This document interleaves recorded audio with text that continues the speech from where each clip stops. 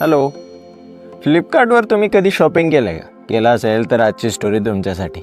कल्पना करा, 2 तरुण, एक लहान अपार्टमेंट आणि 4 लाखांची बचत आणि एक मोठं स्वप्न. इथपासून स्टार्ट झालेला प्रवास 16 अब्ज डॉलर्सची कंपनी बनण्यापर्यंत पोहोचला. हो, आपण बोलतोय फ्लिपकार्ट विषयी, भारताचे सर्वात सक्सेसफुल स्टार्टअप पैकी एक. आज पाहू की त्याची सक्सेस स्टोरी काय, मार्केटिंगचा मास्टर प्लॅन आणि त्यांनी काय चुका केल्या आणि आपण त्याच्यातून काय शिकू शकतो. तर चला बघू. फ्लिपकार्ट सुरुवात कशी झाली? 2007 मध्ये 2 मित्र, सचिन बन्सल आणि बिन्नी बन्सल, IIT दिल्लीचे विद्यार्थी, अमेझॉनमध्ये काम करत असताना त्यांना वाटत होतं की भारतात ऑनलाईन खरेदीचं भवितव्य मोठं आहे.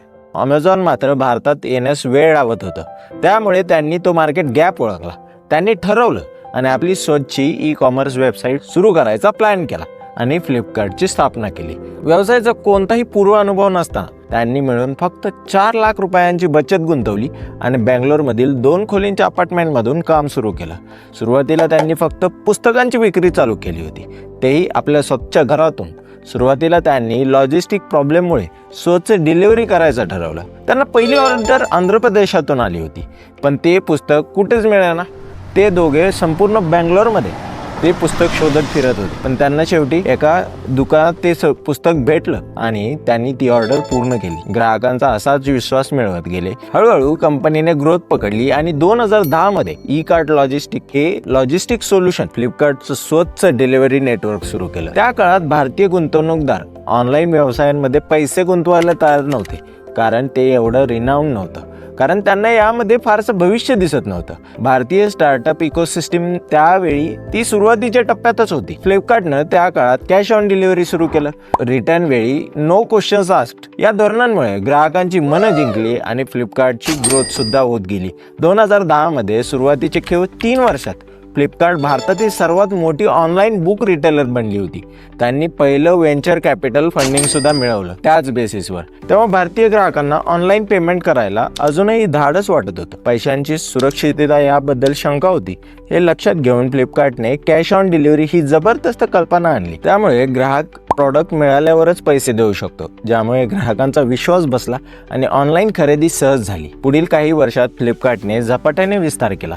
नवीन प्रॉडक्ट आणली, नवीन कॅटेगरीज ऍड केल्या, cash on delivery, free shipping, EMI अशा भरपूर सेवा सुरू केल्या. 2013 पर्यंत फ्लिपकार्ट भारतातील सर्वात मोठी ई-कॉमर्स कंपनी बनली होती. तिला पहिले 1 अब्ज डॉलरचं फंडिंग मिळालं होतं. 2013 मध्ये अमेझॉन भारतात उतरलं आणि खरी स्पर्धा तेव्हा चालू झाली. 2014 मध्ये फ्लिपकार्टने मिंत्रा हा ऑनलाईन फॅशन रिटेलर विकत घेतला आणि स्वतःचा मोबाईल ॲप सुद्धा लॉन्च केला. 2015 मध्ये त्यांनी अजून एक फॅशन रिटेलर जबॉंग विकत घेतलं. अजून एकदा 1 अब्ज डॉलरचं फंडिंग मिळवलं. याच काळात फ्लिपकार्टने बिग बिलियन डेज ही नवीन संकल्पना आणली. फ्लॅश सेल्स ही नवीन अजून एक संकल्पना आणली. अशा अनेक इनोव्हेटिव्ह मोहिमा सुरू केल्या आणि त्याच्यातून फ्लिपकार्टची ग्रोथ एवढी झपाट्याने होत गेली.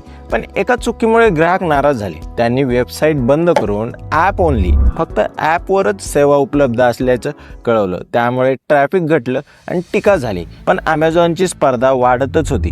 आता चुकांची गोष्ट करूया. त्यांच्याकडूनही काही चुका झाल्या आणि त्यांना काही त्या चुकांमुळे अपयशांचा सामना करावा लागला. 2012 मध्ये त्यांनी फ्लाईट MP3 नावानं डिजिटल म्युझिक मार्केटमध्ये आणलं होतं. काही कारणांमुळे ते चालू शकलं नाही, त्यामुळे त्यांना ते बंद करावं लागलं. 2013 मध्ये फ्लिपकार्टने पेझिपी नावाचं पेमेंट गेटवे सुद्धा आणलं होतं, म्हणजे ते सुद्धा त्यांना न चालल्यामुळे बंद करावं लागलं. 2015 मध्ये त्यांनी नियर बाय नावाची ग्रोसरी डिलिव्हरी कंपनी चालू केली आणि त्यांनी ती सुद्धा काही कारणानं स्केलेबल मॉडेल नसल्यामुळे बंद करून टाकली. 2016 मध्ये त्यांनी पिंग नावाचं चॅट ॲप आणलं, त्यालाही यश मिळालं नाही आणि शेवटी ती कंपनी बंद करावी लागली. या सर्व अपयशांनी फ्लिपकार्टला खूप काही शिकवलं. त्यांनी यावरून सुधारणा केल्या आणि भारतीय ई-कॉमर्स मध्ये लीडर बनले. अजून एक गोष्ट सांगतो की सध्या जेवढे मोठे स्टार्टअप फाउंडर्स आहेत त्या सगळ्यांना खूप मोठ्या अपयशांना सामोरे जावे लागले, तेव्हा त्यांना ती आज पोझिशन भेटलेली आहे. याच्यावरून ही समजतं की अपयश सक्सेसफुल स्टार्टअप बनवण्याची एक पहिली पायरीच आहे. फ्लिपकार्टचं अपयश पण तेच सांगते की सर्वात यशस्वी कंपन्यांनाही चुकावं लागतं, पण त्या चुका स्वीकारून पुढे जाणं महत्वाचं आहे. सतत ट्राय करत राहा, डेअरिंग करत राहा, कस्टमर